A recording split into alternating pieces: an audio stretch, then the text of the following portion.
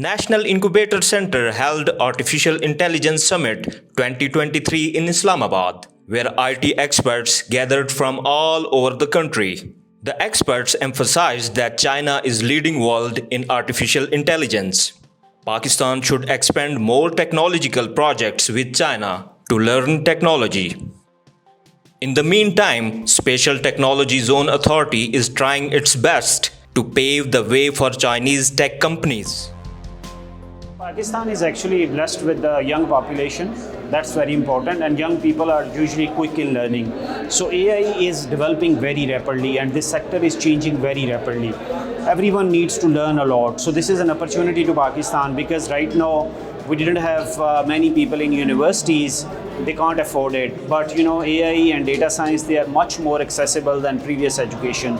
You don't need conventional education for this. You can learn it. You can do boot camps. You can learn.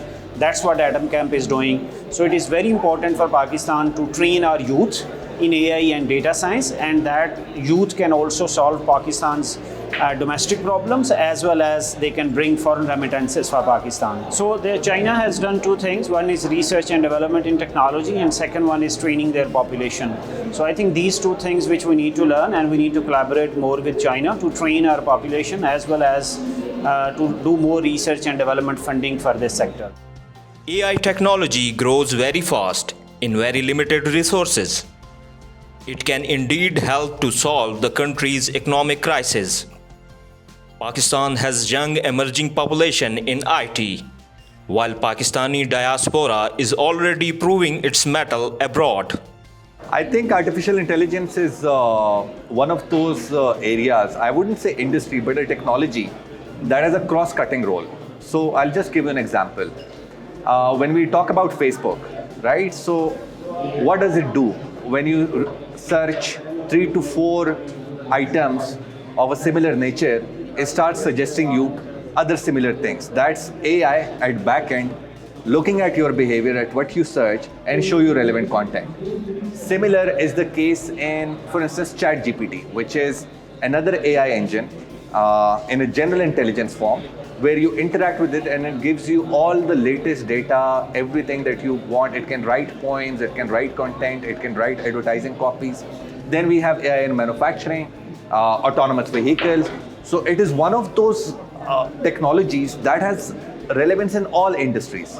And I think that will change. Like I said in my speech, 2023 is the era of creative destruction, which means powered by AI, how we operate, how we do our work, how we think, how we imagine will be changed by AI. Because now you can ask AI, just to give an example, ChatGPT. Now you ask ChatGPT, which are the top 10 technology companies in Turkey, for instance. And it will give you a whole data like a human being. And that is something which is going to change how we think, how we operate. Similarly, another example is that we were writing around 70 letters to 70 countries and various government agencies. It would take me 15 days to do this, considering the research, formatting of the letters and things. We fed our AI on how government letters are made, and then it started producing these letters with all the relevant content that might have taken us 2 months. So I think AI will sort of disrupt all industries horizontally rather than vertically. So Special Technology Zones Authority is basically a policy reform, national policy reform, where technology companies spending 6 months in registrations and setting up offices, we're trying to reduce that and also decrease cost of doing business. So for instance, we offer 10 years income tax holidays, 10 years customs duty. So for instance, you need computing power for your AI engine, and you were to import data servers, computing servers, right? So if it were to take you $1 million before STZA, within a special technology zone, it might cost you around $600,000. So you'll save $400,000 that you can invest in skill development. So it is about promoting the private sector to take lead in developing these critical technologies, and that's where STZA comes in. It creates ease of doing business.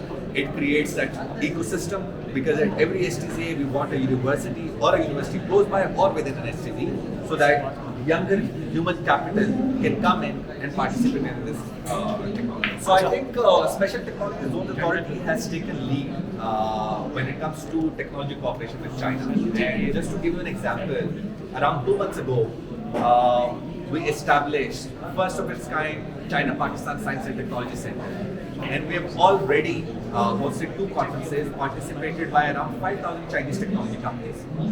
And also a lot of delegation. For the first time, technology company delegations from China are coming in, meeting STCA from semiconductor, AI, IT-enabled services, back office. And then Pakistan has this unique advantage, which is we have considerably large population who have been trained in Chinese language, and at the same time they can speak English because of most of our things have been in English. So we're one of these very few nations who can speak both Chinese and English. And I think that with our young population, coupled with our focus on now science and technology, is truly going to, if we play it right, truly going to unleash huge growth in S&T. But another very important question is, what sort of journey do we provide these Chinese technology companies when they come to Pakistan? And I think that is where we have our internal project. It's named as Red Tape to Red Carpet. So rather than they going to 10 different government agencies, they just come to us, register us digitally, and we'll share these all these company details with the relevant regulators, and they can set up their office quickly rather than spending 6 months doing a lot of regulatory things. So I think it will take time. There are a lot of players in this. However, the first step has been taken. AI technology has become an unavoidable element in every sector and rapidly impacting human society, as well the governance mechanisms. AI is basically a new technology in that sense. And if you look at the past 20, 30, 40 years, we have moved from mechanical to computer to now sentient technologies, which basically means what? In very simple terms, the machine has created its own reality, culture, language, and a whole new ethical frameworks, which requires a very new approach to actually on the policy circuit and also on the business economic side. So the technology now, specifically the AI, is impacting the human society governance, even our threat matrix in multiple ways, which basically makes it very important, which is one of the reasons why we're having an AI summit. The good thing about AI is that it is a cutting-edge technology which requires a certain level of skill set in digital technologies. Pakistan has been very lucky with 65% of the kids under the age of 30. We have a very large labor force that can actually become a digital tech force as well. We talk about the digital natives. So when we talk about the AI, it's not just tech R&D. It's about product development. It's about creating new ideas, new art forms, new music, and all of that. So you could be working in music, you could be working in the art, but you can also use AI technologies to enhance your work at the global scale.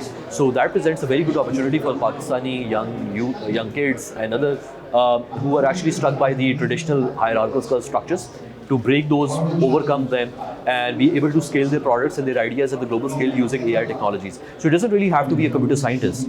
You don't need computer science skills, you don't need skills in specifically AI, but all you need to do is have a vision and know how to actually use AI in your own personal work, which one of the best methods is to pair up. If you're a social scientist, pair up with a computer scientist. If you're a computer scientist, pair up with a social scientist to develop new ideas and new technologies that can change the future. I think our overwhelming focus on the policy side with China and the foreign relations, even including with the US, has been tangible development items, dams, waterways, infrastructure, and all of that. But one big component where China is very, very big is China has an excellent tech R&D. It's one of the leaders in the AI industry. It's one of the leaders in the nanotechnology. It's one of the leaders in many other industries, even in the quantum computing. Even if 1% of that we can transfer to Pakistan in terms of the technical capabilities and capacity, it will have an impact of over 1,000 JF-17s for that matter. So we need to think, again, much of my conversation was related to how we should de-securitize the technology space and focus on the business and commercial side and the training side. So if you can think our relations with China beyond the security and the JF-17s, you will realize that China has a lot to offer us on the technology side, and that's one should be, just like China-Pakistan economic corridor is one way, we also need to have a technical corridor, we also need to have an information corridor, which is the way for the future for Pakistan. Artificial intelligence is teaching a computer how to learn. Pretty much similar to how you may teach a kid how to learn. And one of the popular ways of popular usage of AI is through machine learning. So machine learning, which is a popular form of artificial intelligence, is in which whereby a computer learns by interacting with the environment and by observing. So I could give you an example. For example, if the goal of a computer or a machine is to place an object from point A to point B, so what you could do is, depending on how accurately the machine does it, you can grade it from a scale of 1 to 10, say. So if it's perfectly done, he gets a score of 10. The machine gets a score of 10, and anything below that, depending on how accurate it is, you can grade it. Let's say machine does it for the first time, you grade it as 7. So now it would observe that what it needs to do it perfectly and get a score of 10. So it learns by interacting, by doing itself, and also by observing other machines doing it. So thereby, when we talk of data, the standardization of data is critical to artificial intelligence, because you would require that sharing of information in a format which the machine or the computer understands. So that's just a basic explanation of what AI is. And then you have many applications in so many industries, in all industries and in various functions.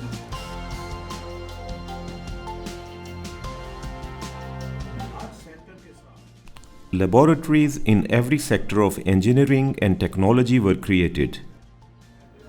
So, NED University, UET Lahore, NED University, UET Lahore, UET Peshawar, all of their labs are attached to the Center of Excellence. labs को इन centers of excellence से attach किया गया और ये network centers of excellence बने जो Basic platforms of learning, research and extension of automation robotics, artificial intelligence, big data and cloud computing were created. कायम किए गए learning के, research के और extension के ताकि ये industry So with industrial collaboration, they work to increase the pace of these institutions in Pakistan.